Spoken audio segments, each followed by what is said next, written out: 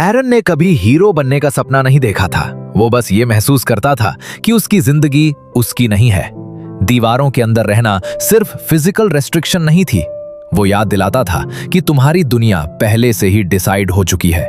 और यही चीज एरन को सबसे ज्यादा चुभती थी कि तुम्हारे पैदा होने से पहले ही तुम्हारी लिमिट्स लिख दी गई हैं। और जब एरन उस सच के करीब आता है जहां हर तरफ उसके एनिमीज हैं, जहां वो उस फ्रीडम को नहीं पा सकता जो वो चाहता था, तो वो स्ट्रांग नहीं बनता, वो कंफ्यूज्ड होता है और फिर धीरे धीरे बहुत अकेला। क्योंकि कुछ सच ऐसे होते हैं जो तुम्हें आजाद नहीं करते, वो तुम्हें और भी ज्यादा ट्रैप कर देते हैं।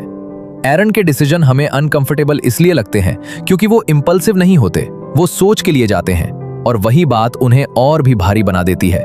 Because he never wanted to do that. उसकी आंखों में वो पेन साफ साफ दिखता है, और शायद इसीलिए एरन में हमें कोई मॉन्स्टर नहीं दिखता, हमें एक कंप्लीटली डिफीटेड एंड टायर्ड इंसान दिखता है। वो गलत नहीं लगता, वो मजबूर नहीं लगता, वो बस किसी ऐसे रास्ते पर खड़ा लगता है जहां से पीछे मुड़ना पॉसिबल ही नहीं था। और यहीं पर एरन हमारे लिए एक सवाल छोड़ देता है। अगर तुम्हारे पास दो चॉइसेस हों और दोनों किसी को तोड़ती हों, तो सही का मतलब क्या रह जाता है? और इन सब बातों के बीच हम एक और फैक्ट को इग्नोर नहीं कर सकते, that inside he's always been that child who wanted freedom. And this was the episode 8 and the most tough episode of explaining one of the best protagonists.